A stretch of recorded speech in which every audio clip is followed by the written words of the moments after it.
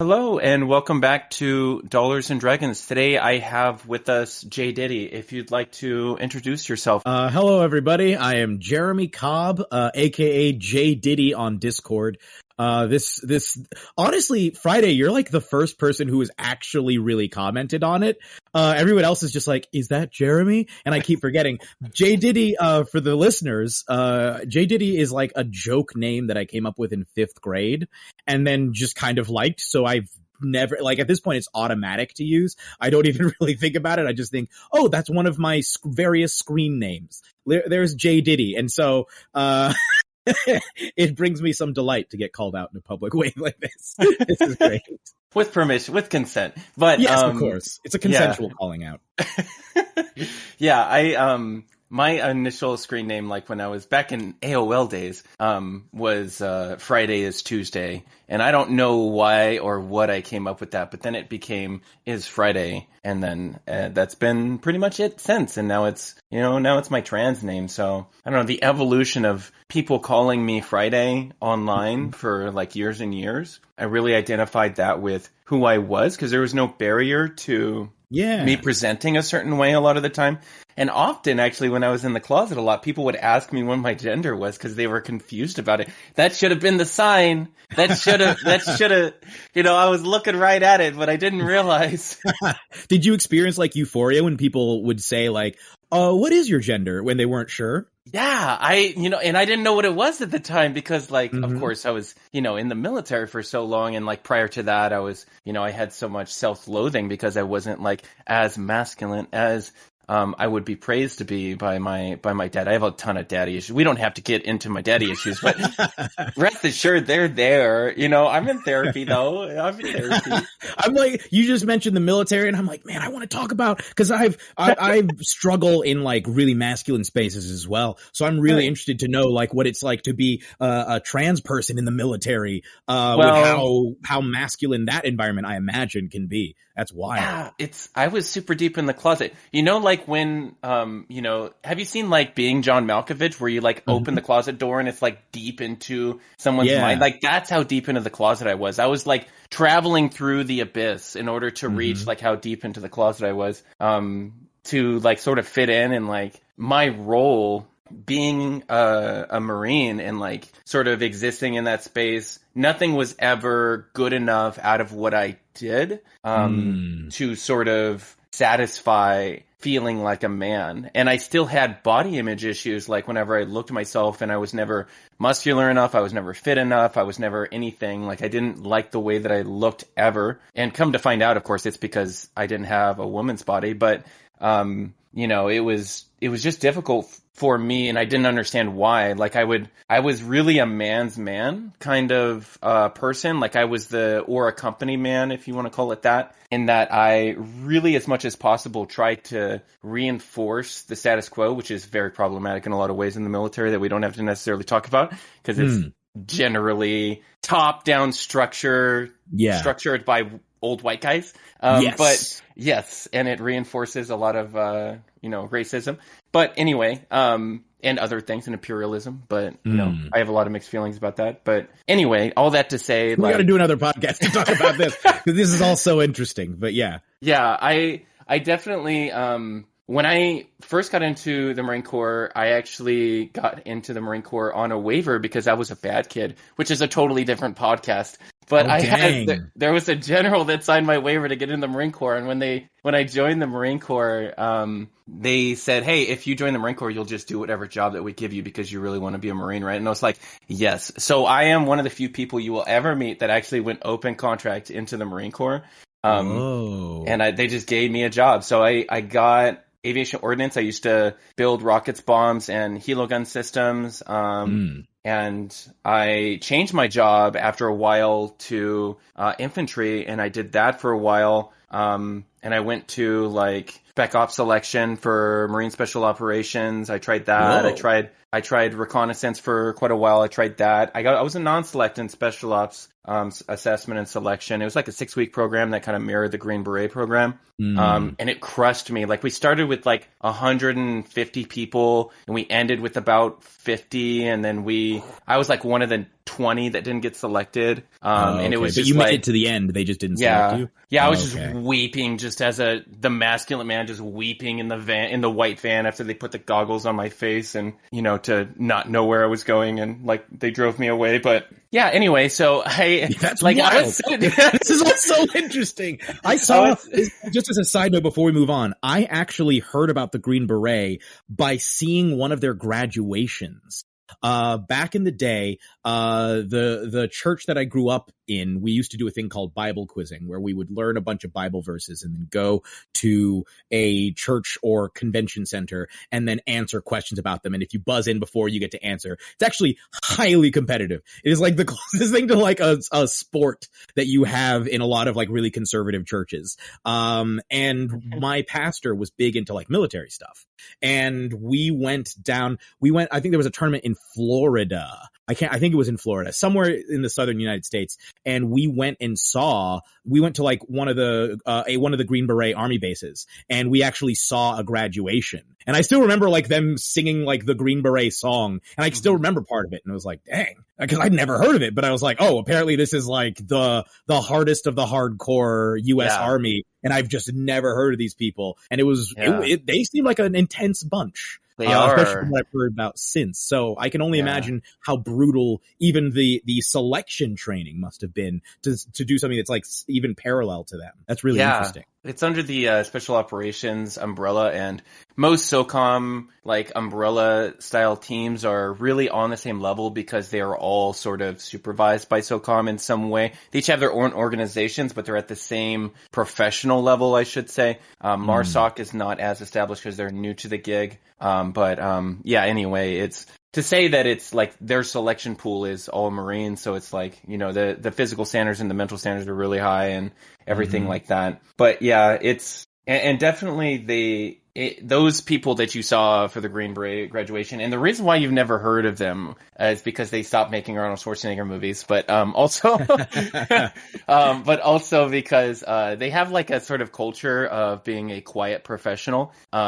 And Green Berets really look down on sort of exceptionalizing or sensationalizing what it is that they do. And they primarily work with, or at least if you talk to someone that's really into or pro-U.S. military, they will describe to you like what those sort of military cells do with people who cannot fend for themselves. Like, for instance, when I was working as an operations chief, and we were in Spain, and we were sending missions to various countries in Africa, and a lot of those groups that our infantry platoons were training were fighting like Al-Qaeda elements and other sort of terrorist organizations, and trying to deal with the various cells of ISIS and ISIL, years ago. So a lot of what the Americans go through when they try to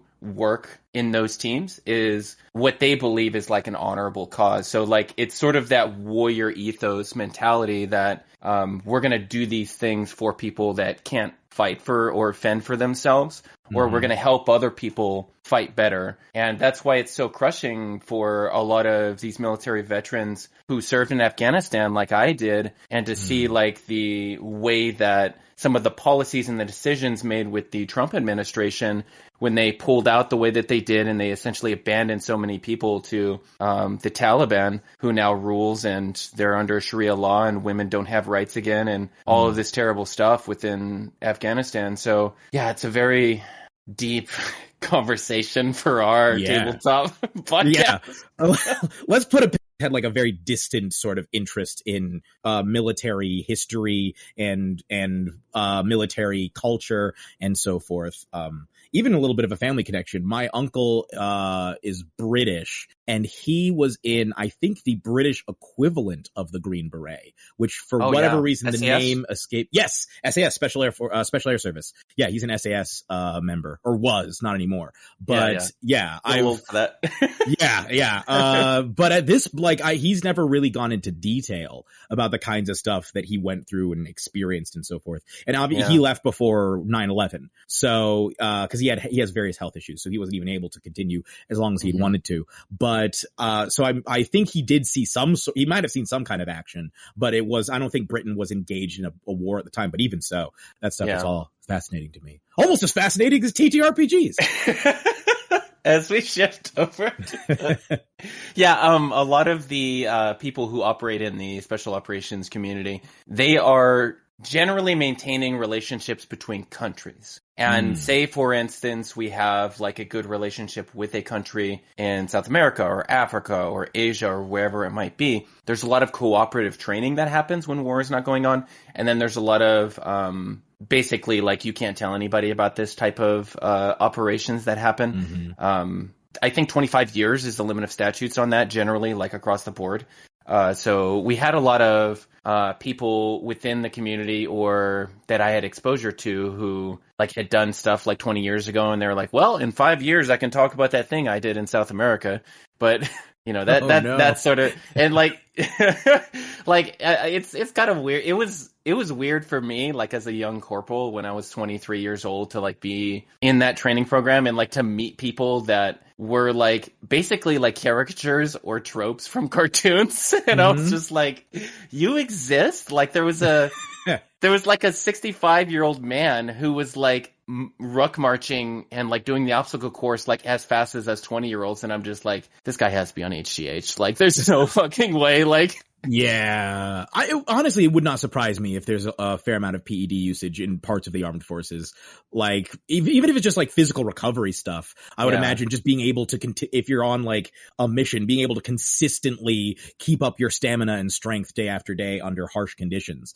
I imagine that would be very, very helpful in those circumstances. Yeah, that's actually something that's very against the rules in the military. However, in the special operations community, there is sometimes some scandals that happen that primarily deal with HGH and those types of performance-enhancing drugs because, indeed, they are the closest things to like NBA or NFL level athletes that we have in the military, and everybody like probably in like the infantry or the the semi-pro level are more at like the collegiate level as far as like athletes in some respects. Of course, where our sport is very different, but like I wouldn't say that. Like if I was to say to you that it's actually the standard for you to be able to take your 120-pound pack and march 20 miles with it, and like that is a part of your requirement of your job, to do your job, like that would be considered like extremely difficult if you didn't train for it, right? So yeah, exactly. Yeah. Like I imagine months of training to be able to pull something like that off. That's intense. Yeah. And like I went on a walk this morning now that I'm not in the military anymore, and I like walked for 3 miles and I was like, yeah, that was a pretty good workout. Like now that I'm a couple years out and my hair is long and I changed my gender, you know, it's nice. It's nice to just be able to walk and like enjoy that instead of like, oh, here we go walking up this mountain again, you know? Oh my gosh. Yeah. It's one of the things I've been playing in a couple of campaigns recently and trying to figure out. There was I was actually just in a stream today where I'm playing a Kender character and I was looking at how much weight this dude is carrying, and it's like probably more than he weighs. But it's really interesting to get a little bit of perspective, like, well, in the military, you're going to be carrying quite a bit. People talk about like medieval knights and how heavy armor was, but like, nah, that stuff's distributed. It's not all in a bag on your back. That's a whole other deal. Yeah, it's a real problem for your long-term health. I know a lot of people in the infantry who actually got out of the military shorter because the amount of weight that is pressed from your shoulders and your spine actually compresses your spine. And it like basically just gives you a ton of health problems. I only had one really major injury, like which is a shoulder subplux. It was a partial dislocation of my left shoulder. Actually happened underwater. It was kind of a weird situation. So I was in some training where we were like passing bricks while treading water in like a formation in the water in the pool. And periodically they would make us drop the bricks, and then we'd go get the bricks, and then we'd come back up. And treading water with like weight or whatever can be difficult, right? So I was coming back up, and we had always put our arms over our heads with our fists clenched to make sure that you didn't come up under somebody and get knocked out that way, because obviously that could potentially happen. So it's to prevent you from getting knocked out, and then you're knocked out underwater, and then you drown, right? So my arm was extended, and I came up under somebody, and they kicked my shoulder out of its socket by just treading water, because they were treading water there. So I heard it pop, and went, whoa. boop. And then I came up to the surface, and I was just like, oh, that sucks. And I told the instructor, and he was like, I don't fucking care. Like, he thought I was whining or something. And so I was like, and I had to like explain to him, like, while I was like sucking water, I was just like, my shoulder dislocated. And he was like, go see the corpsman. And I like kind of paddled over there. And it was difficult to paddle over there because I was fucking exhausted from all the training we were doing that day. So, we called it the beehive, and there was like 20 to 40 people in our formation. And because they're all treading water, it actually sucks you in. And that was the problem and why I came up under that guy. But it took me a long time to get to the edge of the pool.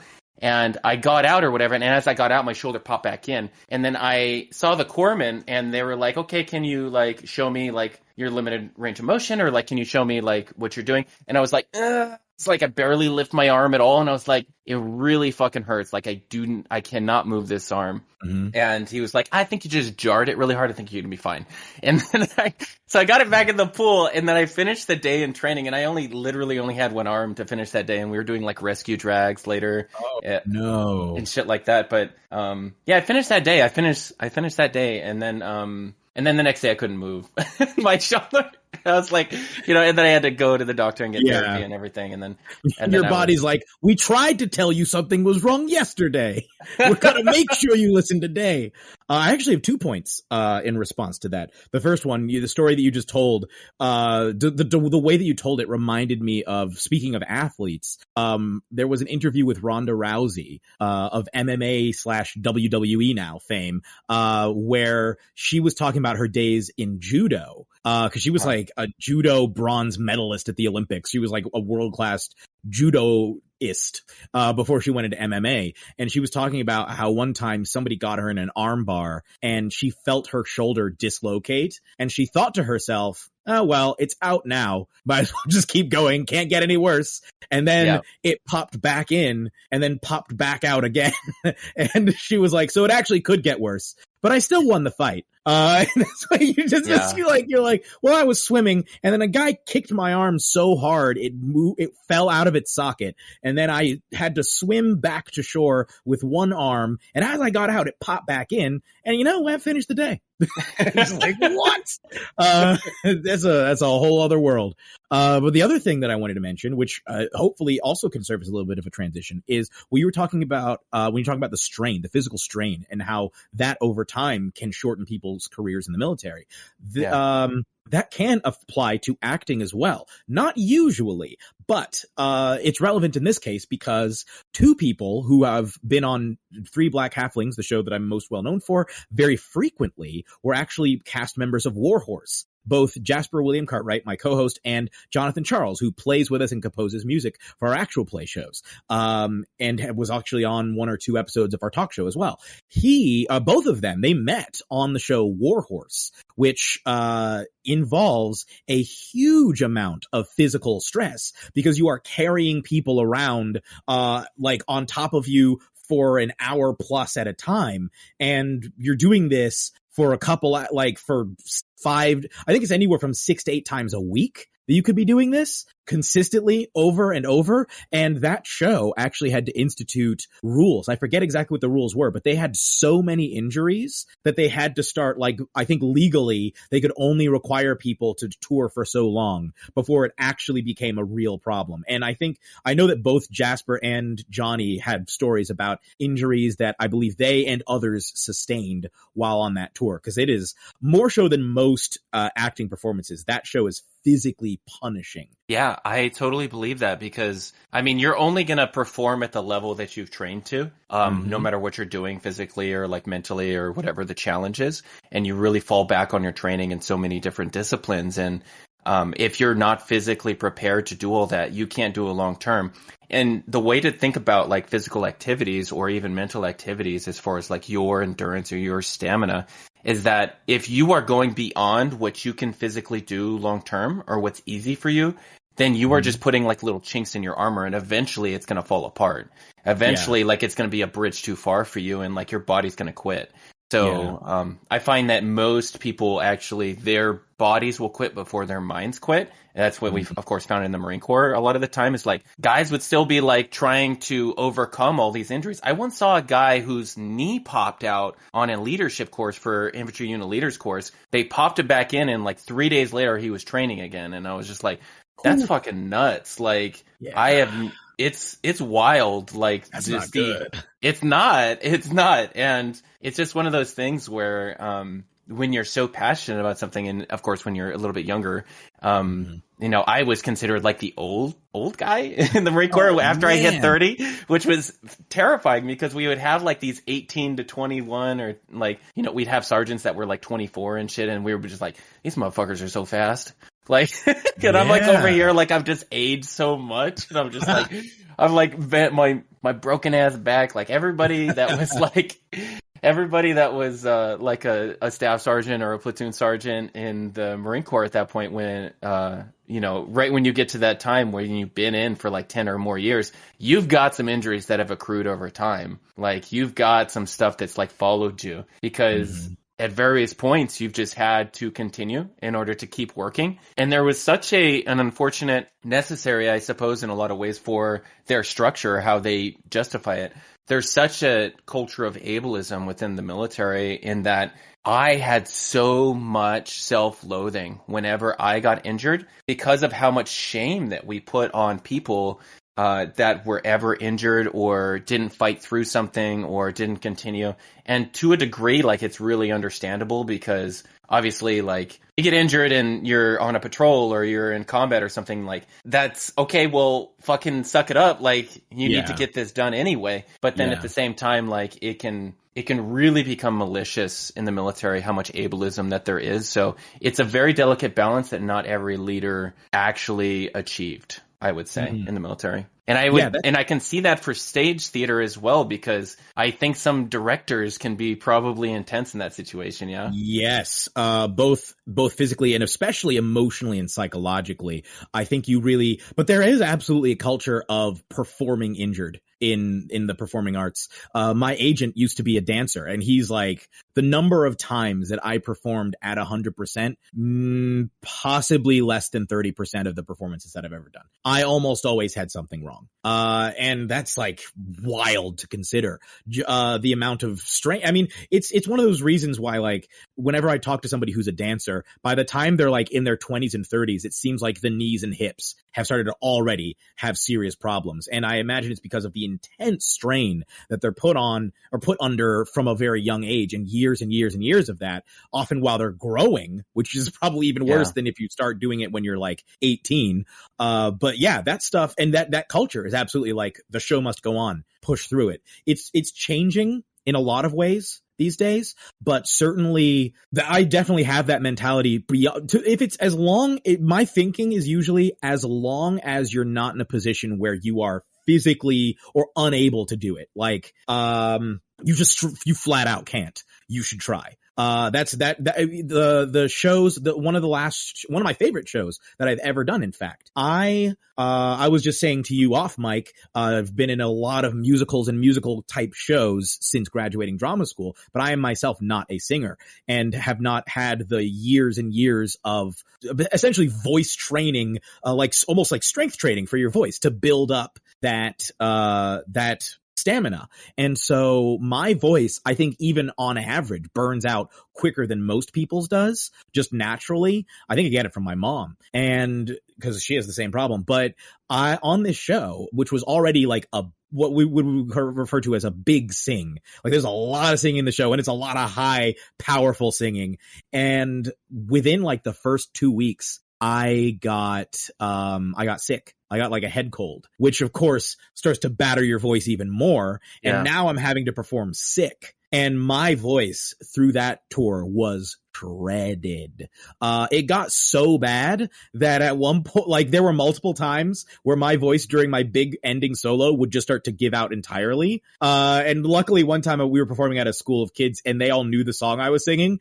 I was singing like Eye of the Tiger, and the whole school just spontaneously started singing it with me, which was nice and heartwarming. But like, I was in a sense performing injured. Like the physical part, the part of my body that I needed to perform just flat out wasn't working. And it got so bad that I had to, for like the second to last day, just not even perform. And actually, I know that, I don't think Jasper would mind me saying this. He had a similar situation on the show that he just did over Christmas where he got sick and his voice and body were like, nah, bro, we can't be doing this. And so he had a thing where I think there were multiple days. He got so sick, he had to like go to the emergency room, I think at one point. There were multiple days where the director had to step in. And that's the point at which, like, that's the mentality that we left drama school with. Unless it's to the point where you literally cannot do it, you gotta do it. You gotta make it happen because there's too much at stake. Your other fellow performers are counting on you. You gotta go in there and give it 110% every time. And that is absolutely the culture. So I think, though it is perhaps the stakes are not as high, at least in terms of the cost of human life and perhaps the severity of injury that we would be talking about, I think the culture in theater is actually pretty similar to the culture in the military. Even down to basic training, which in my case, in most actors' cases, would be drama school if you're British. It is common for those schools to have again, less so these days. It has changed or is changing, and a lot of it has changed. But it is common for them to have the mindset that they need to break you down in order to build you back up, and that means like break you down emotionally, psychologically, not just break you of your bad habits, break you down so that they can rebuild you in their image. And it really, at least for me, and I know for multiple other people, it is a form of trauma that can take a lot to try and get past.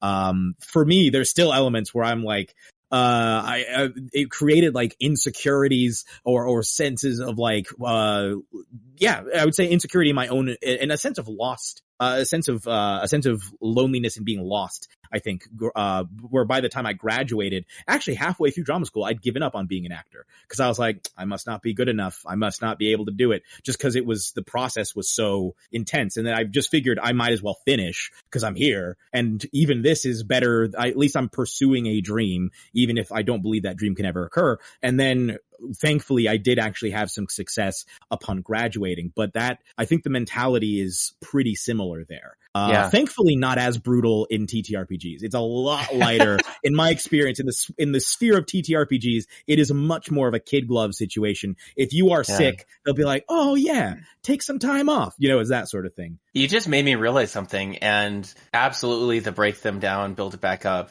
That's why I was so far in the fucking closet, honestly, was I attached so much worth to what they built me back up into, because I tried to cling really to that identity of like how my drill instructors like shaped me into a person. Holy shit, I need to talk to my therapist about this. I imagine it's like in those environments that what they build you into is, I imagine, the closest thing to a life raft that you have. It's like you are not only receiving feedback from your authority figures that this is what you need to be, but like you probably can't even survive in environments like that unless I would imagine, both the military and drama school, in my experience, there are some people who really, it can be sink or swim sometimes. And some people absolutely do sink, or at least run the risk of sinking. And it's unless you have that mentality of like, I'm going to work as hard as I can all the time. I'm going to push through anything that's getting in my way. Nah, show must go on. This is the priority. I have to be this person because if I'm not this, then I failed. Exactly. Yeah. I'm right there. A lot of, and tell me if this is true then, is there a lot of value and your value placed upon your accomplishments or your shows or like getting the gigs? Is that really associated? It is? Okay. Mm-hmm.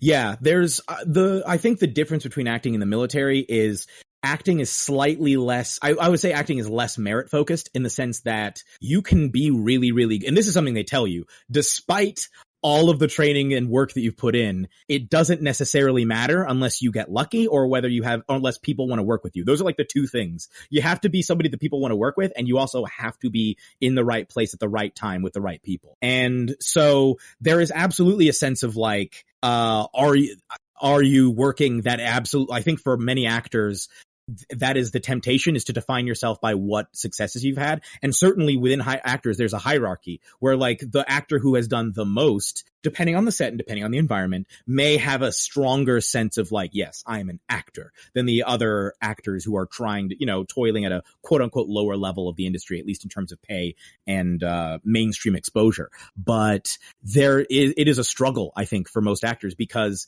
most of acting is failing. Like most of acting is failing to get a job, over and over and over. Dozens turns into hundreds, turns into thousands over a long enough period of time. If you're constantly auditioning, if you're even lucky enough to be getting auditions, that you have to really come to terms with. It's like a weird thing. You have to come to terms with failure and rejection and find a way to like process it in a way that you're not taking it personally, which also kind of goes at odds with like you're not good enough. You have to change all these things about yourself in order to get better that you just had for several years. So that it creates a weird, I mean, look, a whole lot of actors are in therapy for a reason. And that is definitely one of the reasons, is the constant rejection, that feels like it's a personal thing a lot of the time.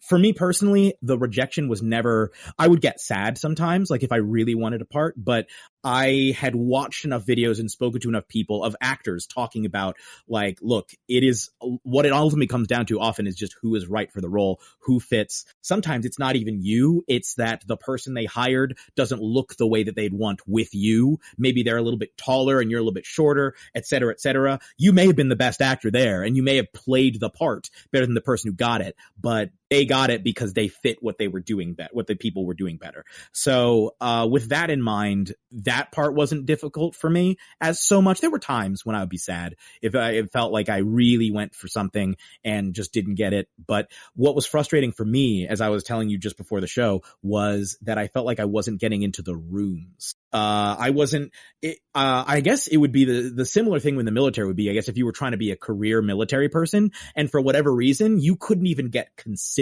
for promotion. And for me, it's like, I love theater. I love plays. I love movies. I love TV. I love art, performing arts in general. And the stuff that I watch is the stuff I want to be in. Like the stuff I love is the stuff that I really want to be in. And I wasn't getting to even try out for it. Like it wasn't a matter. Yeah, go ahead. Jeremy, can I? Yeah. I'm going to be vulnerable for you on this podcast. Are you ready for this? That's why I'm not in the Marine Corps anymore. Whoa, really? Yeah. Were you interested in going career and you kept getting passed over? Yeah, I got in trouble when I was a staff sergeant. I didn't do anything non-ethical. I just did something that apparently you're not allowed to do according to the Uniform Code of Military Justice. But which, by the way, sodomy is still legal, which is like, okay, whatever. But why? Yeah, that's what it exactly. But yeah, all this shit was written like fucking 90 years ago or whatever. Yeah. But yeah, so I got in trouble for something essentially as a staff sergeant. It was like the first time I got in major trouble. I was always kind of like a person in the military, as evidenced by me joining the Marine Corps on a waiver. I was always kind of a person that was very headstrong and like I do the things that I do, but I always try to be like morally ethical or whatever. Eventually, like I got the book thrown at me for like something silly that I'm not going to talk about in this podcast. But if I was to explain it to you, I'll explain it off the pod. But it was silly. And I was there as like a 30-year-old man, like weeping as I was being, taking this non-judicial punishment. I was the rookie recruiter of the year. And then I was the recruiter of the year at this command when I got in trouble. So you were crushing it. Yeah, you were completely crushing it. When I showed up, and this is what people who like maybe see me on my online space or like my presence online, and they're like, "Who the fuck is this person, and why do they act like that?" I'm the person that went into my commanding officer's office, and I told him day one, I was like, "I'm gonna be your number one recruiter," and then I was. I'm that I'm that bitch. So. So when I operate in like the tabletop industry and like this space or whatever, and I showed up and I'm like, I'm going to be a very successful professional GM. And like when I'm working on the vineyard, I'm like, this is going to be the number one book of 2023. Like, that's my mentality. That's who I am as a person, because I have a lot of trauma. And then also I'm fucked up, but that's how I am. But yeah, because I got in trouble, it's a career killer. Once you're a staff NCO, once you get to E6 and up, it's a career killer. So I knew after I got in trouble, I had like 2.5 years left on my contract, I was going to get passed over no matter what I did. That isn't to say that I did like stellar after that. I was just average, because at that point I was just like, okay, what else am I doing with my life? And then I started going to college. I started exploring what I wanted to do. About 6 to 8 months before I got out, I was like, okay, where do I take my life? And I decided tabletop. I actually auditioned for a D&D show, like while I was in the military, and like I was waiting to get out, and I had like 5 months, and I knew I wasn't going to get deployed, or like go away on training missions or anything, because they were literally just giving me time, and they were being nice to me. And that was like my first exposure to like being in the tabletop space. Prior to that, throughout my entire career, ever since I was a teenager, I was really involved in text-based roleplay, and I, should have seen it. Red flag. I always played women. Yeah. But, and it was like my separate identity that I really relied on to like feel like myself and get that euphoria. Should have seen it. Red flag. But anyway, that's how I got my start. And like, yeah, so I fully understand that feeling, and like putting everything into it and not getting in the room. And, so I can feel that. Yeah. Well, I'm sorry you had to go through that, because as somebody who has gone through a version of it, it ain't easy. It ain't easy out here. Let me just say, I've never been fucking happier in my life than to be out of the military and also be a woman. So I'm totally okay with everything now. But it was rough. It was rough for a little while there. Yeah. Yeah. For me, it was the year I graduated. In fact, I went and saw a play at the Royal Court, and there was a young woman in the play who I was like, man, she seems like young. And I looked her up after the play, and the play was real good. It was a really cool play. I really liked it. I'm like, yeah, that's the kind of theater I'd like to do. And then I looked her up, and it turns out she had graduated that year, same as me. And she got to somehow, now the school she went to was the Royal Academy of Dramatic Arts, which is like the #1 big name school in Britain when it comes to drama schools, along with like the London Academy of Music and Dramatic Art, LAMDA, or Central School of Speech and Drama, which is also up there. And there's like a couple of others. I went to Rose Bruford College of Theater and Performance, which is a very respected school, but simply does not, especially the course that I was on, does not set you up with the names and connections that you'd be able to easily transition into something like what she did. And I'm looking and I'm like,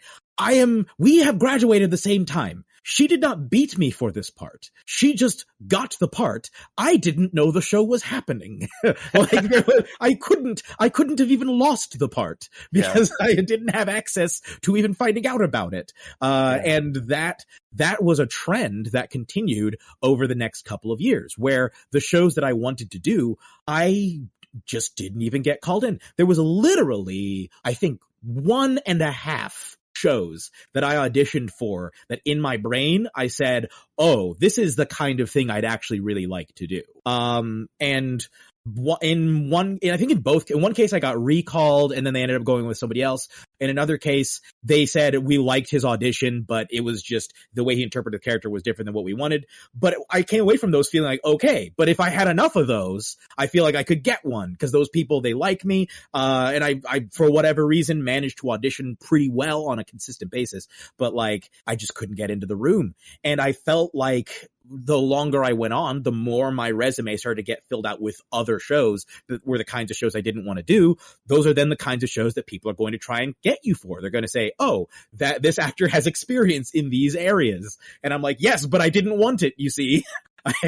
But unfortunately, your career almost becomes a little bit of a prison. I think what I was experiencing was probably a much lesser version of, say, what a lot of child actors experience as they try to transition into adult roles, where they have to fight to be seen as somebody who is not a little kid or who isn't, that little cherub who was in Wizards of Waverly Place or whatever, Disney Channel show they were on.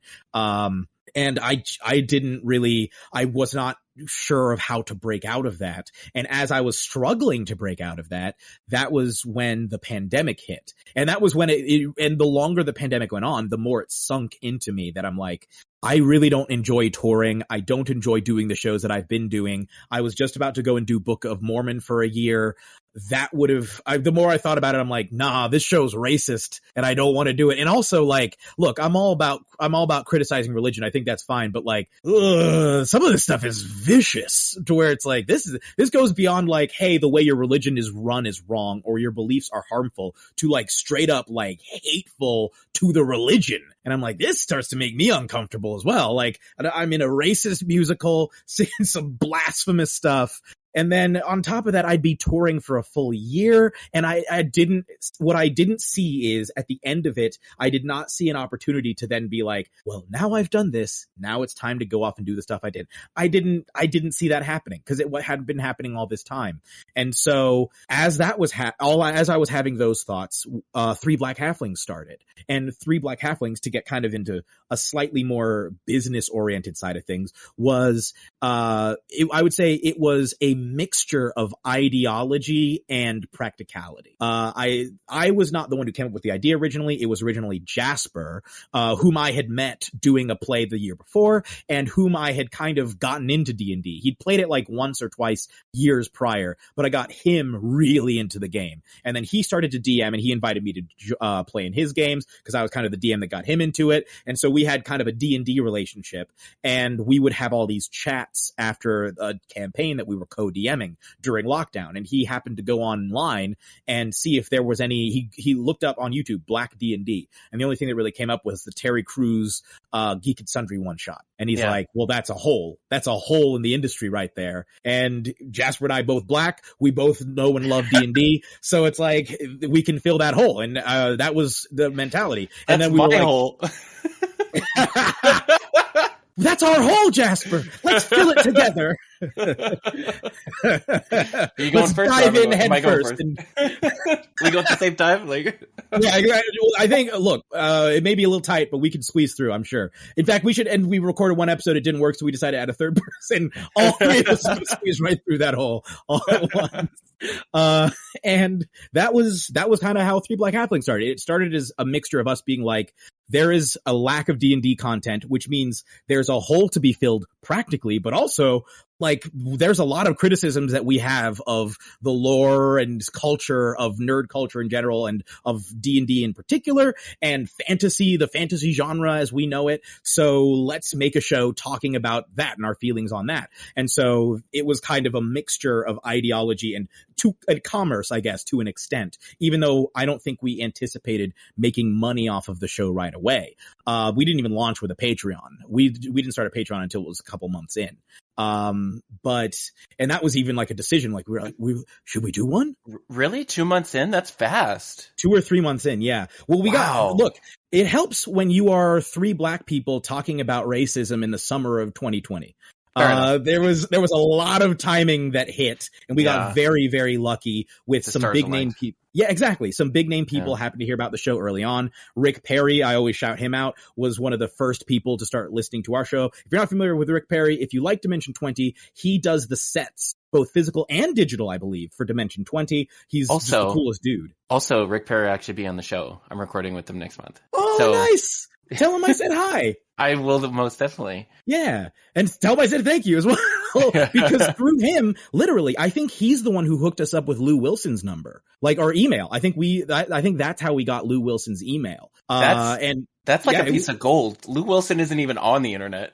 Yeah, exactly. We got so lucky. And it was like Rick Perry, then Jeff Kanata, he's the DM for Dungeon Run and does a lot of other podcasts. He was one of our first guests. We managed to snag Alan Cudicio early on, the creator and essentially head developer at the Wagadu Chronicles. A number of like key people. We had Brennan Lee Mulligan on within like the first 4 months of the show, 4 or 5 months. I think we interviewed him in like October or November of 2020, and we'd started posting episodes like in June, like late June. So that was, I never even anticipated that we would have had, that Brennan Lee Mulligan would have known our show existed ever when we first started. But we were very, very fortunate to have a number of key people start listening early on, and it's sort of built. And while that was happening, and within months of starting this show, I'm now talking to like my inspiration to play D&D in the first place. And my whole DMing approach was inspired by the way that he DM'd, especially on Fantasy High. That was the first one that I'd seen, but I've seen obviously all the other ones since. That was like, I saw in acting, no matter what I try, I can't seem to get anything like that I really, really want. I can't even get in the room consistently for the stuff I actually want. And in TTRPGs, I'm that blonde actress. Blonde actress I saw. I just popped out and suddenly, oh, look, I happened to walk into a perfect setup. And now I'm in these rooms that other people didn't even know were possible to get into. Oh my God. Yeah, you're the blonde bombshell of the industry. Wow, how's it feel? Thank you, Friday. Thank you. I feel buxom. I feel buxom and desired, and it's wonderful. That's the dream for me, really. Like, I'm gonna live vicariously through you until I get to that status. I'm actually curious, and I'm very, this is I think more of an insider talk situation, because I don't think people will consider this. I know for a fact that while being black certainly has its disadvantages, also, especially in a more progressive space, people want to cast black people in their shows and want to have black people in their shows. So I know for a fact that in all three of our cases, who have been on Three Black Halflings, we have had opportunities in part because of our race. Because people have said, oh, not only I want to support these people because they're doing something good, but also it makes me look good to be allying myself with these black people. Have you experienced that as a trans person at all? Where people have said, it's kind of the same vibe, do you think? Does that cut that way as well? Great fucking question. First of all, I have to I have this conversation with my girlfriend who's black all the time, because there is so many parallels from how people treat us in progressive spaces and non-progressive spaces, because my girlfriend is fetishized a lot by people, or in tokenized a lot, and those people just don't realize that they're doing it, and it feels weird and it seems weird, and she puts on like a face, her mask, right, to deal with it, because she's used to it. She's, we're in Washington State. There's not very many black people in Washington State. So, she deals with it all the time, just on a daily basis, like all the time, these microaggressions. She dated someone that used to tell her to not talk black, and like, oh, no. You know what I mean? And she was with that person for years. And there's so much like self-loathing from her experience because of where she grew up, and like just her exposure to other people. And I really, in some ways it's not the same, but there is some parallel to like my experience of like, how I view myself and how other people view me, and how other people will interact with me. Very much like it. There are some parallels, but of course it's not the same. As we, oh my gosh, my voice. Hold on, I need to clear myself. As I, chug this energy drink prior to recording with Jeremy Cobb. I actually, like, before we even came on, I was just like, Jeremy Cobb came in and was like, just machine gunning me, just all this energy. And I was just like, okay, I need to go get an energy drink. So I went and got that, and I came back. Now my throat's all dry. So, but yeah, so I would say that here's the thing. I don't really get cast in shows. And as soon as I say that on the podcast, maybe like people reach out and cast me. Nobody like reaches out to me to cast in shows.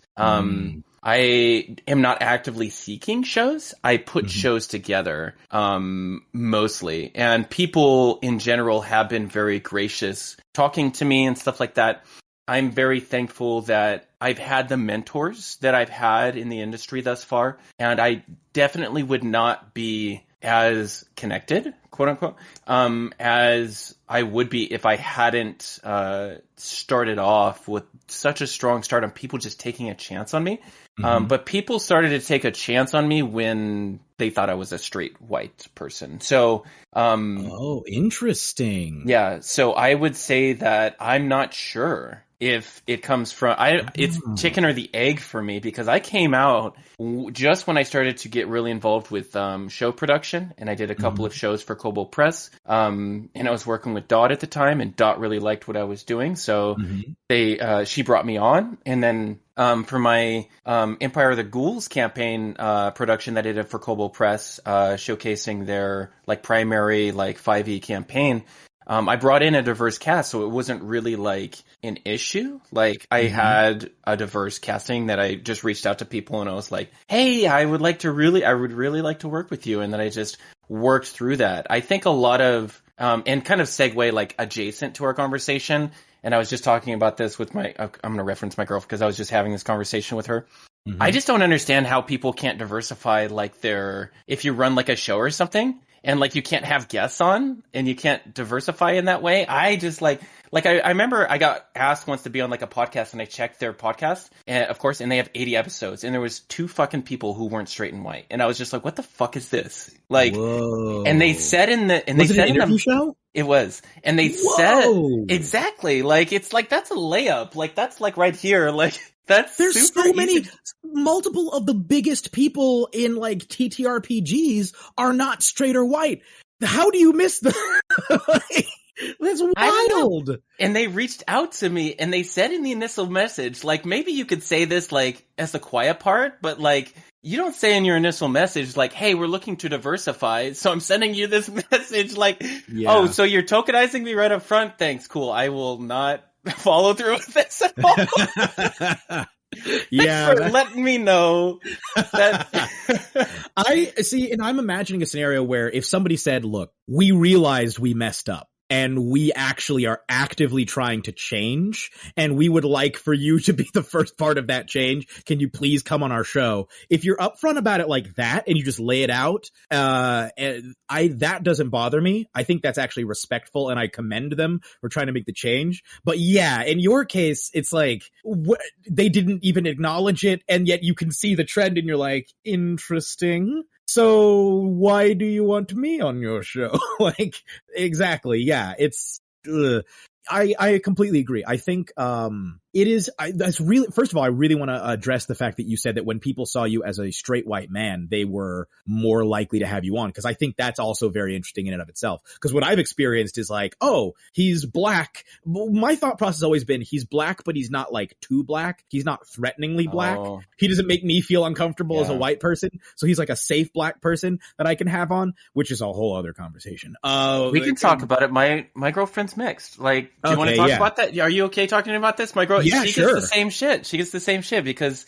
she's black and indigenous, so she gets exoticized by both black people and then other white people who are like, okay, well, you're not quote unquote scary black. You know what I mean? Like that's how she's treated. So. I mentioned, the church that I grew up in was like mostly white, very overwhelmingly white. And, this is a wild one. So my dad, he won't know that I'm saying this, had been going to that church since he was 15.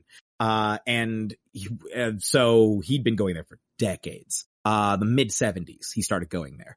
And in the 80s, he was dating a woman at that church who was white, and they had a great relationship and were actually looking to get married. And they went to the church elders and were like, hey, can we get married? And the church elders thought about it and said no, because they didn't want to offend the congregation by having a mixed marriage. And so that was the church that I grew up in. Now, obviously, the leadership who had made that decision were not in charge really by the time that I was coming of age, but that is where they were coming from, and there had not been massive overhauls. So even though mixed race couples were no longer as big of an issue, that's the milieu that this descended from. So I grew up very much like being seen as black, but not too black. I mean, even with my accent, a lot of people, if they just hear me talk, won't necessarily immediately judge me as black unless they're told.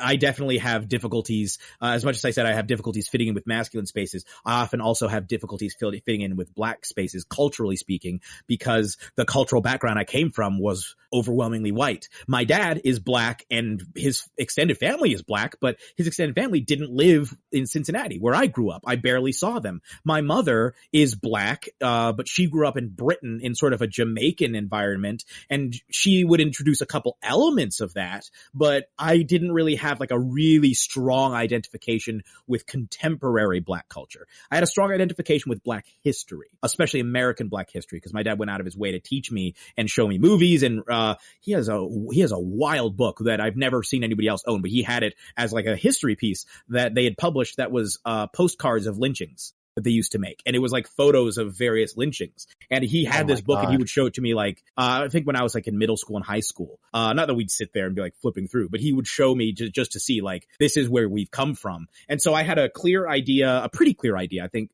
probably clearer than a lot of people, of America's racial history, but I just didn't have the present. And when it relates to Three Black Halflings, this is another aspect that I rarely identify, but I think it also helped that we were not threateningly black, that we didn't all have, the only person who really had an accent that could be easily identified as black was Unati in the original trio. And even they sound, I think, to anyone who isn't like really familiar with South African accents, you're not really clear on where their accent is from. And they're, again, they're not like angry or threatening about in their blackness, quote unquote, even though Unati actually does have very strong opinions on racial issues. But I think they managed to translate it in such a way that it still didn't feel threatening to people. People just found it funny. Not even just funny, but like inspiring. It was like funny and inspiring, and not like ha ha ha, pointing and laughing, more like how white progressive people can sometimes be like, yes, please punish me, and strapping on the ideological ball gag. So when Unati would like make jokes about white people, there was definitely a vibe of him like, yes, harder, in some cases. Yeah.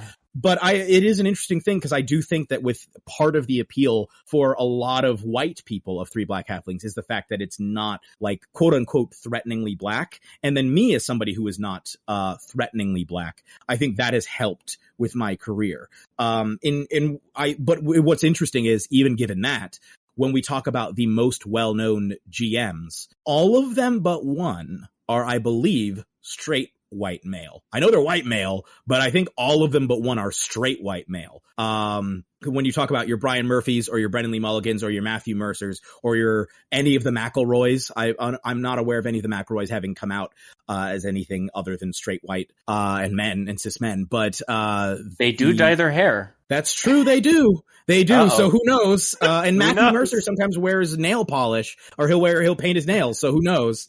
Maybe they just haven't advertised it. But yeah, other than like a Bria. And then obviously like B. Dave Walters, although he exists like as an entity unto himself. I feel separate really from like that ecosystem. Yeah. He's his own brand.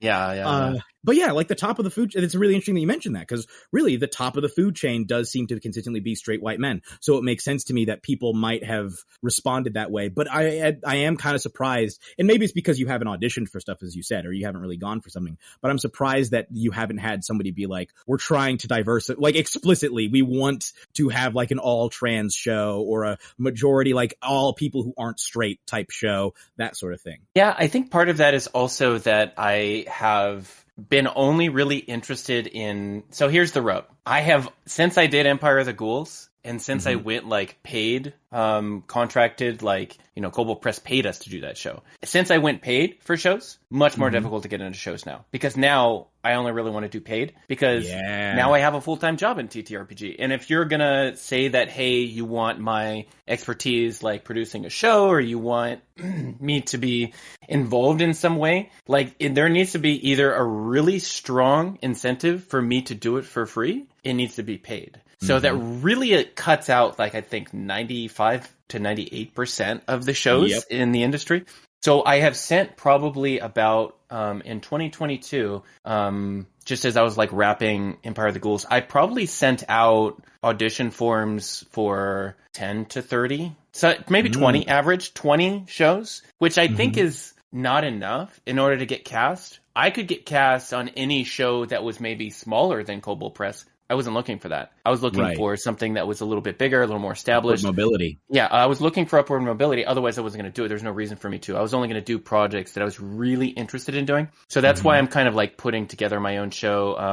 I guess we haven't announced, but we're also not under NDA. But I do tentatively have a show for later this year. I'm working out with a production company to kickstart it. I think it'll be like the goal will be like low. I just want to make sure that the performers get paid somewhere in the range of like $200 to $300 per session. And then that's why I want the Kickstarted so that we can do that and then make sure that they get paid, make sure your production gets paid, and then present like a nice audio drama style show. And I don't necessarily want to announce that because I haven't, or who's on the show because, I haven't contracted those people. They've just kind of tentatively agreed. Super excited to work with them, of course. But yeah, I just haven't, for me, it's like in the position that I'm in kind of like a weird position as well because for me, for instance, like when I went to Gen Con, right? The only reason I was able to justify going to Gen Con was because I was a panelist, for freelancers. I was on the panel with, Chelsea Dott from Kobold Press, Brute Ledan, Roll20, community manager Diana D'Amico, and then B. Dave Walters, and for freelancing. And I was like, my side of it was like professional GMing, and they were mostly production or like marketing in some other way. And Kobold Press hooked it up and like with their professional GM program, and they paid for the room and board for the people running games for them. So I ran like 3 or 4 games, and then I was also on their panel, and that was the compensation trade. Because the cost opportunity of me going to a convention now is $2,000 to $4,000 because I'm not going to earn money that week because I'm a freelancer, right? So I have to run games to make money. Most of my money's on the weekends. So when I'm running games on the weekends, I make, I think right now I'm at $1,500 to $2,000 a week right now for my income, depending on it slides, depending on things going on. But, yeah, the cost opportunity is too great because then I also have to go there. I have to fly there. I have to fly myself there. And then I have to potentially pay for room and board, which that time Kobold Press paid for, which was wonderfully kind of them. And I was very happy to do the work with them. I love working with Kobold Press. And I would work with them again in a heartbeat. But, yeah, there's just not enough reason for me to go because the return isn't there for me as a professional in the same way that a show really has to be something that I am excited about because it's a good problem to have, to be honest with you. I don't want to sound like I'm complaining, but all of my money right now for professional GMing cycles right back into the vineyard and I pay people with it. So my writers and my artists and everything else. And a lot of the things that I'm able to book is really enabled by professional GMing and the business I've built up. So it's difficult for me to transition from that to something else without some sort of greater justification. And I would like very much to work with, the next level when I get there. But I don't want to take an opportunity that I'm not ready for at the same time because I've talked with some of my mentors about that. And it's like, that can also be a career killer. Have you seen that or experienced that, in some way or like one of your friends? I don't think that your career was killed, but I'm just saying like, you know what I'm talking about? Yes. Especially in acting, you will see examples of that where, I remember an example that we were told in drama school once in first year. There was a British actress, cannot remember her name, who she managed to land the lead role in a big musical. And for anyone who is not aware, musicals it costs like tens and tens of millions or more in many cases, often over $100 million to make a musical, to see the whole thing through, pay everybody, go through all of the development. And musicals have to run often for a while to even turn a profit. It's a big business, musicals. And she was primarily, a quote unquote straight play actress. She did not really do musicals, but she landed the lead role in this. And this was a big musical. And then shortly into the run, her voice gave out and she just couldn't do it. In part because she hadn't had those years of building up the vocal stamina to be able to sing like that night after night after night after night after night. And in response, the producer of that musical was so angry that he had lost his big star, that it was one of the big draws for the musical, that he basically blacklisted her and said she's never going to work in one of my productions again. And I imagine some of his friends may have also been like, well, I guess she's not working in ours either. And she ended up, what my teacher said is these days she does butter commercials, which, hey, you can definitely make a living doing butter commercials, but it ain't the same thing as being on the West End. If that's where you used to be, odds are you probably didn't want to have to be the person doing the butter commercials. And so it absolutely is possible. I think with TTRPGs, it's probably less likely. The issue would be if you just beefed it. Like you went on a show and just did so bad that people are like, yeah. I've never heard that before. Where's that come from? What's it? Oh, I've heard it years. I know they say it on NADPOD a lot, but I think I've heard it before that. You just utterly fail. I don't know what it means though, other than that you failed, that you completely screwed up. I don't know where the root though. I will look this up. Well, the etymology of the phrase beefed it, as I'm talking. Beefed it. Okay. Well, okay, so this is what it is. Apparently it goes back, oh no, that's why an argument is called having beef. Never mind. I'll keep looking. But anyway, if you were to like, say you landed a spot on like Critical Role and you went on there for like multiple episodes and it was just trash. Like it was so bad that you were actively ruining the dynamic at the table.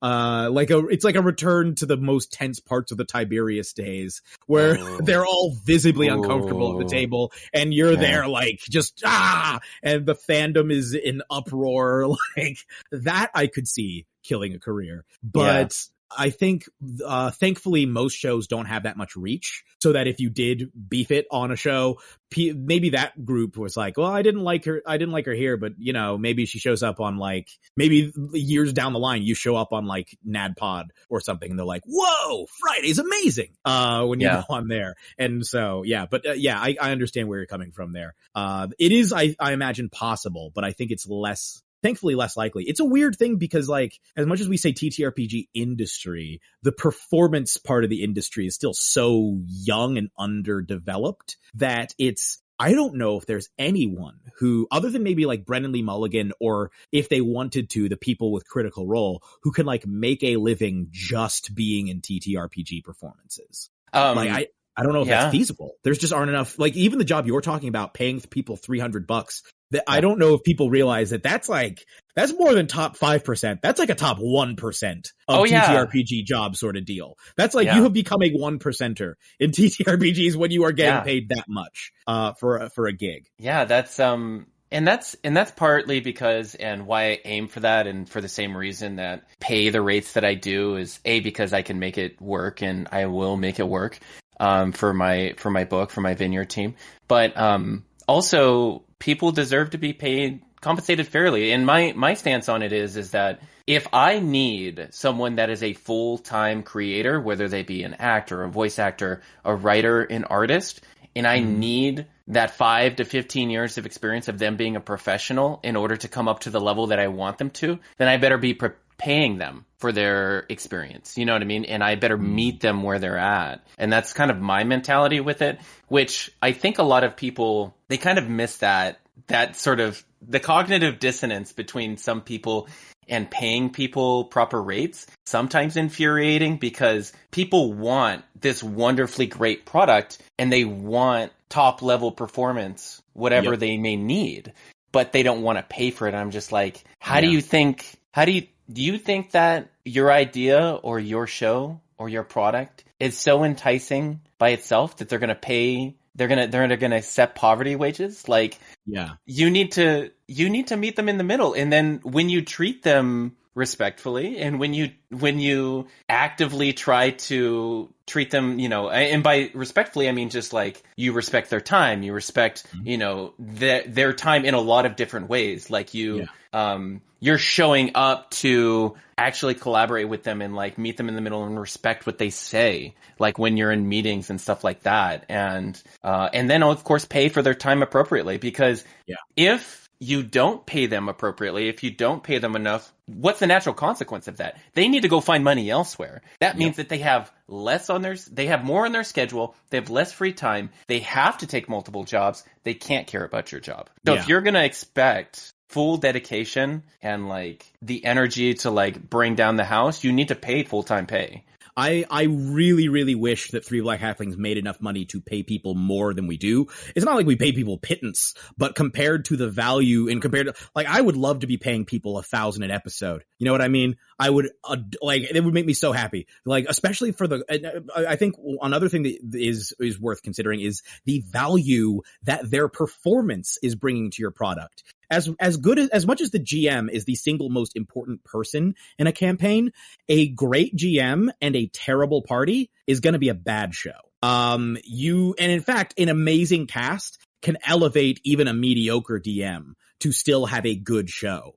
The DM like does not necessarily speak as much as the entire cast does. People go there and they want to engage with the characters, the storyline, you need people to come in and give you, fire both barrels, giving it all they got, and absolutely laying down some incredible performances. And that brings so much value to your product in the end, your end product, that I'm like, I would prefer to overvalue it. If I had the money, we would be paying people, even for most of our shows are like, our bigger productions are 16 to 20 episodes, right?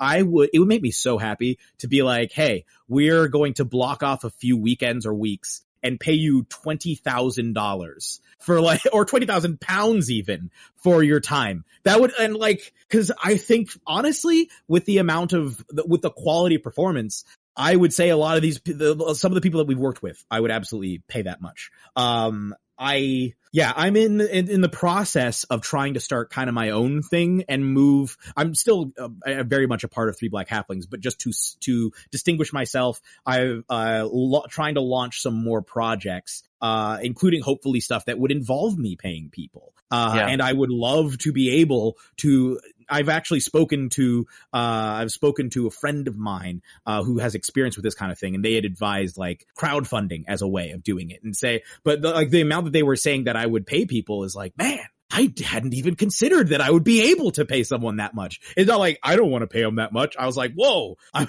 didn't even know. But it's true, yeah. With that, really, when you once you start to get to the top levels, I think it is a matter of respect for people's time and effort and the value that they're bringing to you, to pay them a wage that would allow them to actually live off of it for a little bit. Even if it's a month or two, still, I would love to be able to provide that for people. And and that's what I'm kind of looking towards.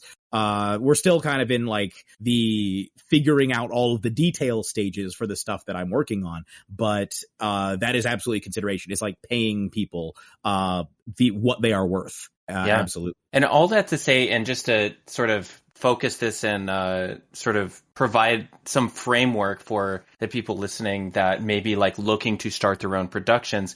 Absolutely, you don't have a budget or much of one if you do, right? Because that's what happens when you're starting. That's what you're doing. When I first started and I was like, I can pay people $15. And that's what I did. So that's what I did. I paid them $15 to show up and give it a good go. And then if I did as much as possible from my end, as a producer, as a project manager, and bringing people to the show and enjoying it, I did as much work as I could to meet them in the middle so that I wasn't paying them $15 but then treating them like shit. I was paying them $15 and then really valuing their time and trying to, as much as possible, provide some sort of perk or something like that where I could say that hey, you're still getting something out of this. And I remember for the one shot that I did for Shore of Dreams, and I had these 4 people coming in for this one shot, I paid for their character art and then I gave them the rights to that, in addition to paying them, I think it was, I can't remember how much, it was under $100, but it was you come and play a couple times and then I'm going to pay you $100 or something around that range.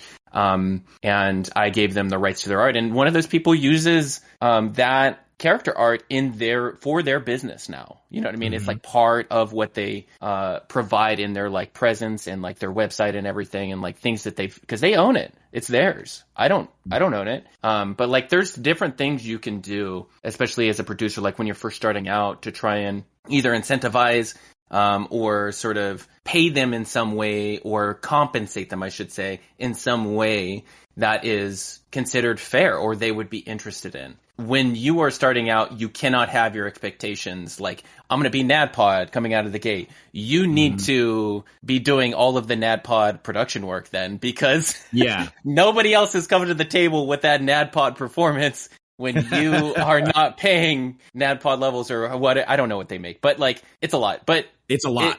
It's a lot. Their Patreon is huge. Right. And I'm sure most of that goes to production, honestly. But yeah, for starting out and like managing and stuff, and just being a leader and like just being open with your rates, being fair, talking to people honestly. And this is something, a point of contention that I'm not like, one of the things that I really hate about NDAs is like, can't discuss rates. I publish my rates every project I do. Like everybody gets paid this. Everybody, like, this is what is the compensation for it, because I believe that really hiding salaries or compensation from other people on your team that are contributing to the same project only benefits me, only benefits the corporation running it. Because that means that I can haggle people down. That means that I pay this person less than this person for reasons that I have determined, when really I should be looking for people when I'm casting or I'm finding people for a team that are all going to rise to the level of pay that I'm providing and are otherwise interested in my production or whatever I'm producing, instead of looking for a Bruce Willis that I'm going to pay $2 million for to stand there and grimace, and then everybody else gets pennies because we paid for Bruce Willis to sell tickets. You know what I mean? Yeah, exactly. I completely agree. It also prevents there from being like an industry standard. Because if no one is able to disclose how much they're getting paid, then no one knows how much they should expect for a production of that level. So I would say, like, for the majority of shows that I've guested on, I have not been paid because they're very, very small productions. And we're just like, hey, would you like to come do this? And I'm like, yeah, sure. It's kind of where I think where Three Black Halflings has been coming from, we're all coming from, is very much like we didn't have expectations. We were talking about establishing a brand as like a pro GM and then moving forward with that. And there are a few major things that I think are very important to consider, like when you're first starting as a pro GM. You need to consider, who are you? What are you most comfortable presenting as? And that doesn't necessarily have to mean that like your sexual or gender identity. That just means like, what do you want your brand to seem like? What do you want your games to seem like? What vibes do you want to put out there? That's very important to just like make a decision on that. And most GMs already know what it is. If you don't, then you can very easily find out when you ask your players for feedback. And I generally say, like, if you don't know what that is, it could be one of two things. Like, you could just like have imposter syndrome and just be very uncertain, or you have something going on personally where you just are very unsure about that kind of thing, and there's nothing wrong with that. And then secondly, you just haven't been given feedback before, and you just haven't established like a vision or a self-image of yourself, which I understand very intimately as a trans person. So I would say you need to do like stars and wishes with your players who have played with you before to kind of figure out like, what are my strengths and weaknesses? You just need to establish a form of self. You need to understand, what is it that I really bring to the table that's unique? And B. Dave Walters says this all the time. What are you bringing to the table that is entirely you? Like, you can't do what B. Dave Walters does, but B. Dave Walters can't do what you do. So you need to figure out, like, what is it that makes your game special? And that's important to know. You can have, like, mentors or people that you look up to or people you want to emulate, but at the same time, just pick 3 people. Pick 2 or 3 people and figure out which parts of their game or, like, their presentation or their style that you really identify with. And then from there, you sort of develop in that direction and you double down on your strengths. From there, as a business, you generally want to hire out for your weaknesses. That means if you're not very good at describing things, you might want to go to describe.com and use coupon code Friday in order to save 10% on your subscription. But you can... I'm a Describe ambassador. Yeah, that's amazing. I've never heard of Describe. I'm looking it up right now. This is great. DSCRYB.com. So they have box text, narrative text. They have a Sonic library now. They partnered with Gelfie, who does like a ton of different ambiances and musical scores, and they're super fantastic. And then you can also look up everything from like magic items to spell descriptions to dialogue to anything that you need as a GM to help you prepare. And it is a great tool in order to help you prepare for your games. And that's all you need to be a professional GM. I'm just kidding. You need a lot more, but you need to look and figure out like what is it that's going to help bring your game to the next level for a professional, and then you utilize those tools. Like if you're not good at visually describing things for whatever reason, then use a virtual tabletop. And like if you're more of a person that enjoys creating maps and stuff, like that's something that you're bringing to the table that's going to be better than in other circumstances. I personally use a mixture of like theater of the mind and like battle maps, but most of the time my players are just on the theater of the mind, and I put a theater of the mind map up, and we're talking about that, or we're talking through it. So sense of self, that's the number one pillar, and there's 3 pillars total, right? Then you have to worry about what is the game that I'm running, because you can be running more than one game, so your answer for this is going to change, right? So if you're running, say, a Curse of Strahd campaign, it's going to be very different than Call of the Netherdeep campaign. Those two things are like diametrically opposed in some ways.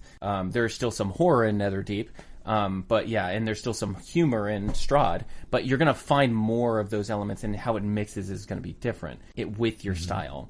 So define what the game is and what is unique and special about the game. You can't bring something to the table that's vanilla as a professional DM and then expect it to do well. And that's the honest truth nowadays. I think 2 years ago when Start Playing Games was a little bit less involved and like less busy, people could just post games and like they would fill up.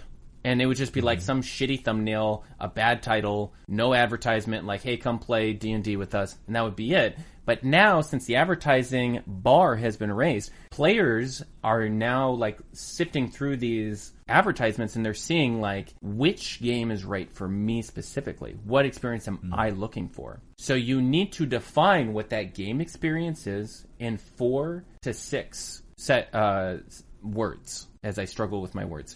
You need to fit 4 to 6 words for a title max. And then from there, if you want to break it up and have like a line break or whatever, and then provide another element like gothic horror game or, mystery, whatever, then you can do that, or provide like the level range. And that's okay to have that as like a subtitle. But for the most part, you need to be capturing people between both your thumbnail that you have decided completely aligns with both your brand that you've decided on and then your game you've decided on. And when people are scrolling on like a marketplace like Start Playing Games, it's similar to an Amazon or a YouTube in which you have 1 or 2 seconds to capture someone's attention. How are you going to get someone's attention to get them to stop and consider clicking on your advertisement? If you cannot get them to stop while they're scrolling, then you will never gain that business. So if you have a thumbnail that is too busy or just monochromatic, or you just have something that is just not very evocative, if you have writing in your thumbnail instead of just the title, then that is hard to read because normally the writing is going to be really small for the thumbnail,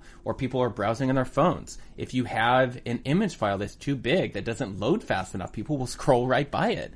So you are aligned with like 4 to 5, sometimes 8 to 10 different advertisements at the same time, and you need to stand out in some way. And in 1 or 2 seconds, someone needs to look at that and be like, this is a game that completely defines like what I'm looking for. So I'll give you an example.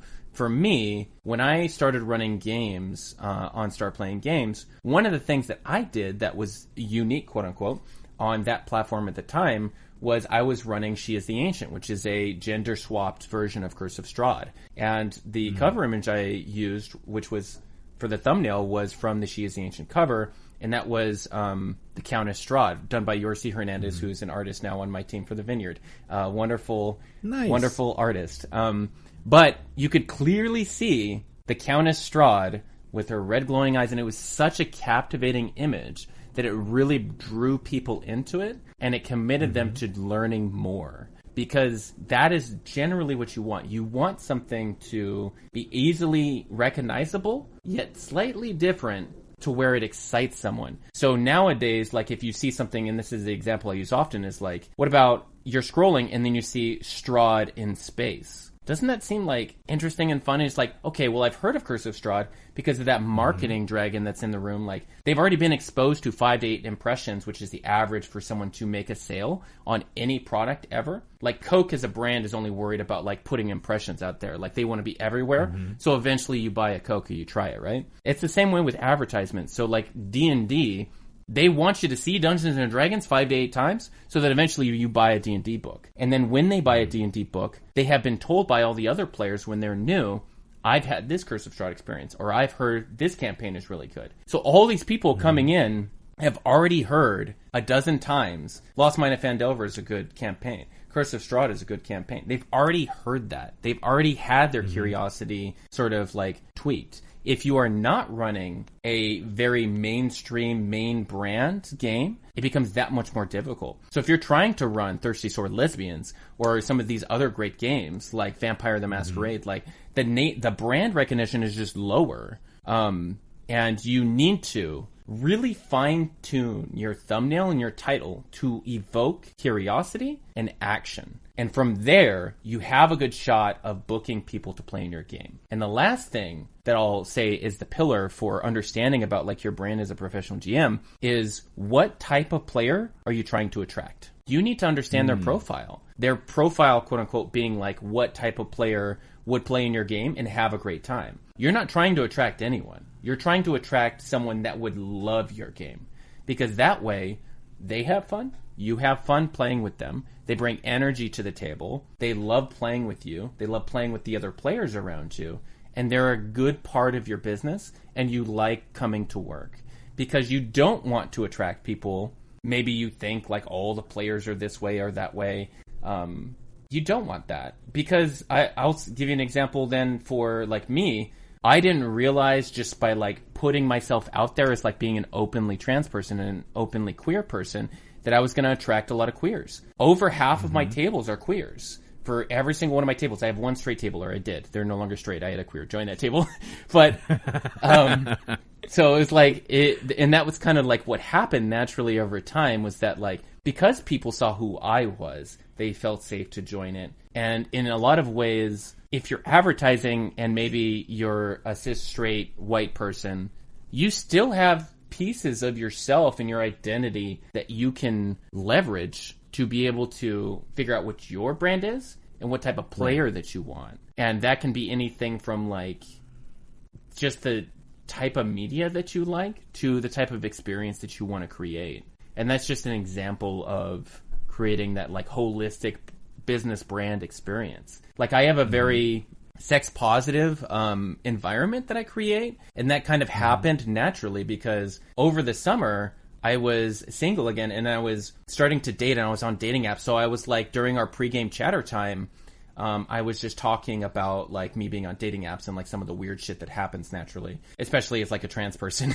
And people like reaching out to you and being like, hey, so I've never seen a trans woman naked except in porn. And I'm just like, whoa, okay.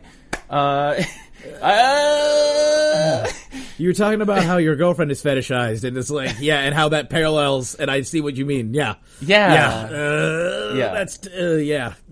I've been there as a black man, certainly. I've gotten some very personal questions from just people very casually. It's like, wow. Yeah. Pretty wild that you're asking me this. Yeah, please continue. I did not mean to derail No, that's fine.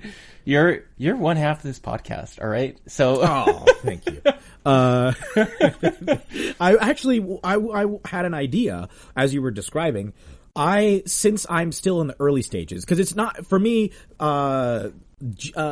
professional GMing is something that I'm trying to use in part to establish a brand separate from Three Black Halflings, but also to have a steady income stream in the industry so that GMing that much just makes you a better GM because you are able to, hopefully get to play more systems, but certainly get more reps and just work things out and play with a wider variety of people, et cetera, et cetera. I imagine it builds a lot of skills. And since I'm somebody who's new into it, maybe it might be helpful for not only me, but also the listeners to hear like the process of somebody trying to transition into something like this. So would it be possible for us to go through the pillars and me to throw out ways in which I've attempted to answer that early on, and you can give me feedback and point out where I may be going right or wrong so that people could like hear essentially like, oh, here's an example. Yeah, I do that all the time in my ad copy workshops, and I would love to do that on this podcast. So do you have your GM profile link? Well, as of right now, it's the closest thing that I have is from D&D in a Castle. The first time that I ever had to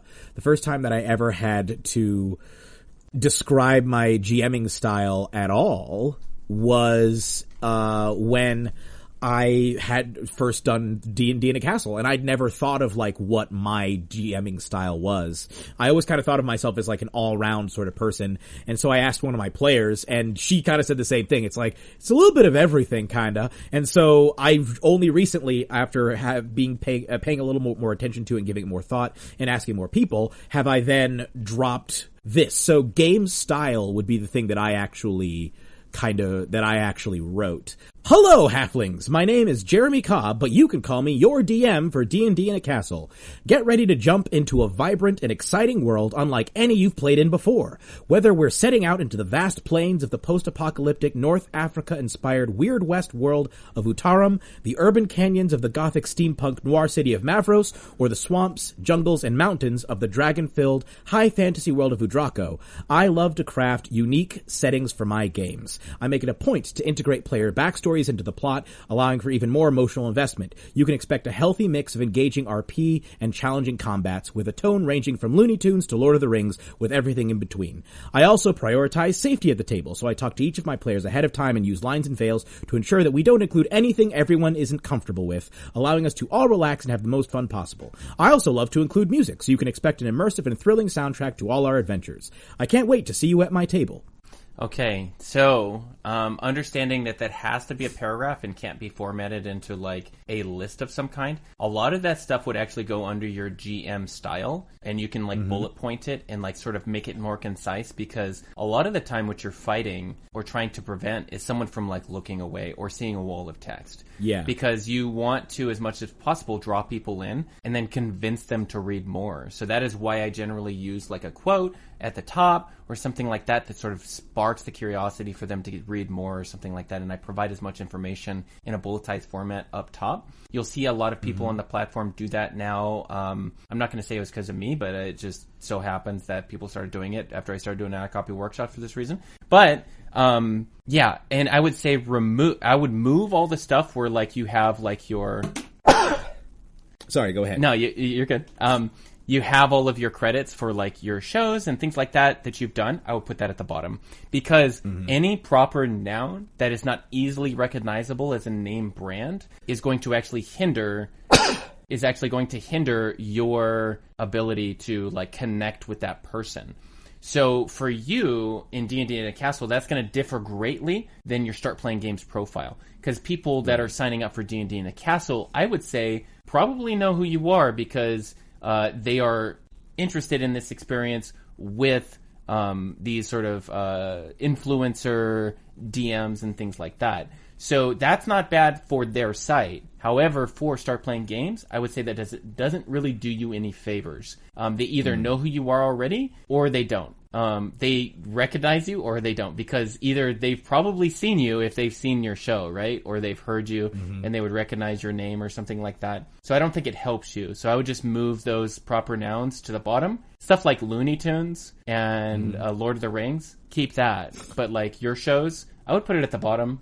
Everything else was actually really good, I think, for that. I think it's a great short summary, and you're really hitting on the major things like what is a reason someone's going to pay money to play at your table. And for a lot of these pro GM tables, what people are looking for can vary widely. Some people really want, and they get advertised to specifically, about 90% combat, crunch, and stuff like that. And they will gravitate towards those GMs who advertise that way. Like if you show on your advertisement that, hey, I'm going to be really crunchy and like I let you do all of this homebrew stuff and I have a list of sources that you can use. If you focus on that, that's who you attract. You attract the number crunching players who are specifically looking for that.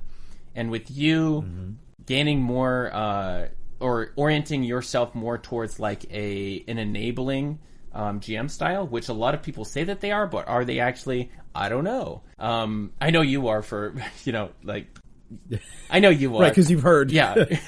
Yeah, because I've, experienced your GMing. But, I think it is, for the most part, difficult to quantify your style until you get that feedback. Yeah.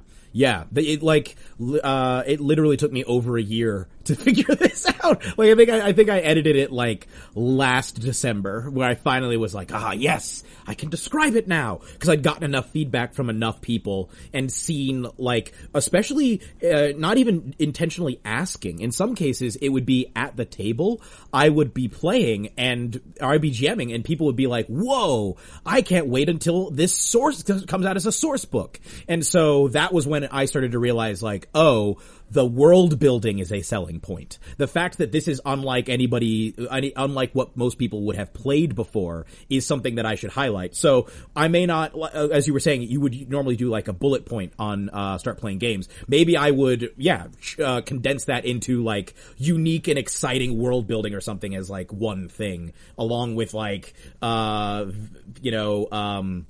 flexible tone.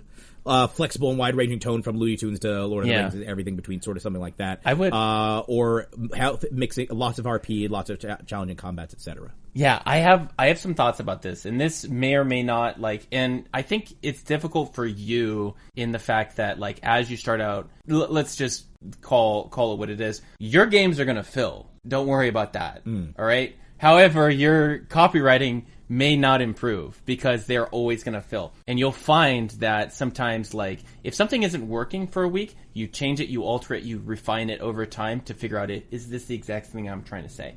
And, like, sometimes the copywriting, the thumbnail, and the title makes a huge difference about whether or not people book you or not. And you'll see that overnight as you change it.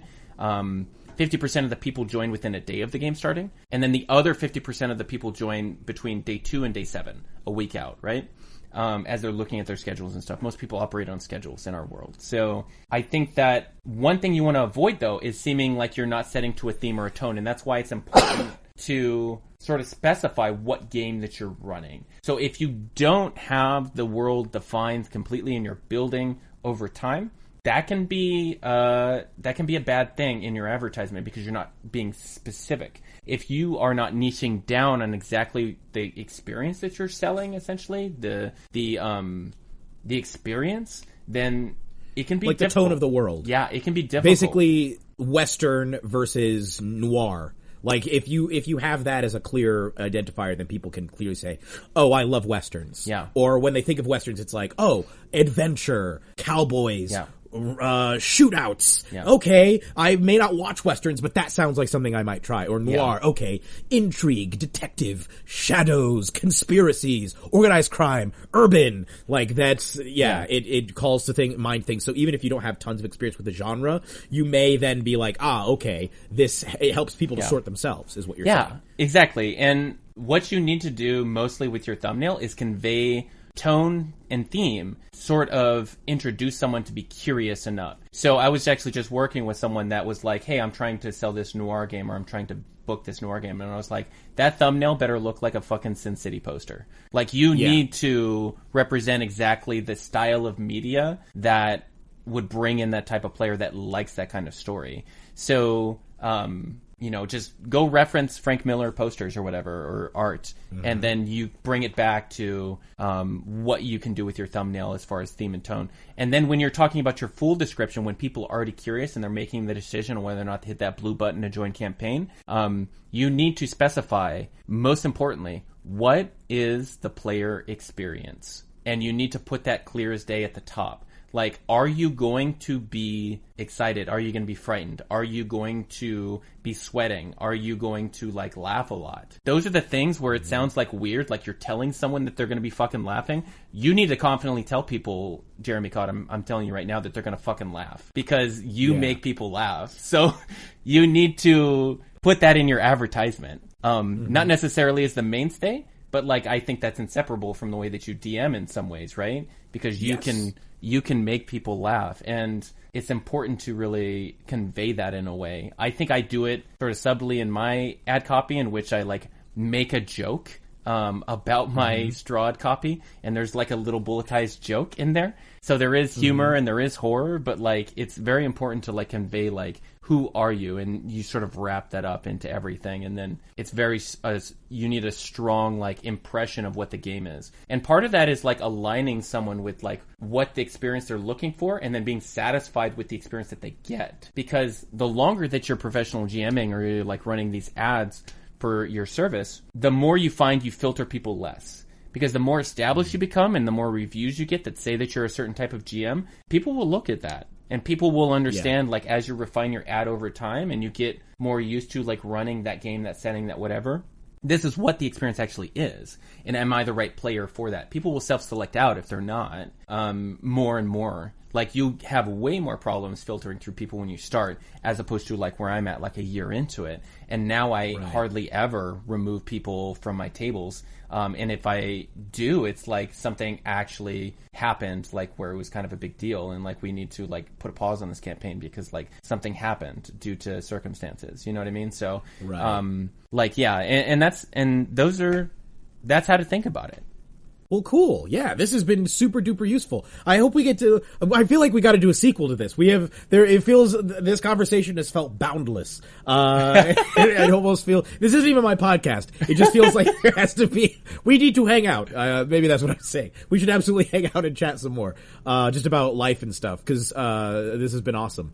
I want to say thank you so much for having me. I really, this has been, I wasn't sure what to expect because I don't really get to talk about the business side of things, especially not publicly very often. Yeah. But, this has been a hoot and a half, for sure. This has been absolutely fantastic. Thank you for having me. You were, like, halfway through saying that, and I was like, no, he's not going to say hoot nanny, is he?